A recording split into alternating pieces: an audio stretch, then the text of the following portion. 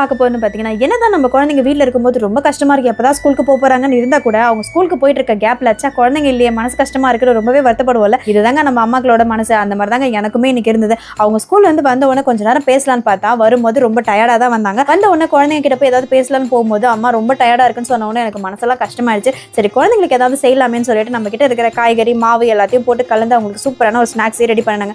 அதை ரெடி பண்ணிட்டு நம்ம எண்ணெயில போட்டு வறுக்கும் போது அவங்களுக்கு எங்கதான் அந்த வாசனை போச்சுன்னு தெரியல. அம்மா பயங்கரமா பசிக்குதுன்னு வேற சொல்லிட்டாங்க. இப்படி கேட்கிற குழந்தைங்களுக்கு ஏதாவது ஸ்நாக்ஸ் நல்லா செஞ்சு கொடுக்கணுமேன்னு சொல்லிட்டு நானும் எல்லா மாவையும் போட்டு கொஞ்சம் ஹெல்த்தியாகவும் இருக்கணுன்றதுக்காக கேரட்லாம் போட்டு செஞ்சாங்க. அதுவும் பிளைனா விட்டா எப்படி குழந்தைங்க சாப்பிடுவாங்கன்றதுக்காக நான் வந்து கொஞ்சம் பிரெட் கிரம்ஸ் அரைச்சு அந்த பிரெட் கிரம்ஸ்ல போட்டு இதை நல்லா திருப்பிட்டு அதுக்கப்புறம் எண்ணெயில போட்டு பொரிக்கும் போது ரொம்பவே சூப்பராகவே வந்தது. இந்த ஸ்நாக்ஸ் வந்து குழந்தைங்க எப்பவுமே வந்து பொரோட்டா ஃப்ரை தான் கேட்பாங்க. ஆனால் வந்து நான் இதை வந்து வித்தியாசமா பண்ணதுனால அது அவங்களுக்கு ரொம்பவே பிடிச்சிச்சு. எடுத்துட்டு போய் சாஸ் கூட வச்சா நல்லாவே வந்து சாப்பிட்டாங்க. குழந்தைங்க சாப்பிடும் போது அந்த சந்தோஷத்தை பார்க்கும்போது நம்மளுக்கு ரொம்பவே சந்தோஷமா இருந்தது.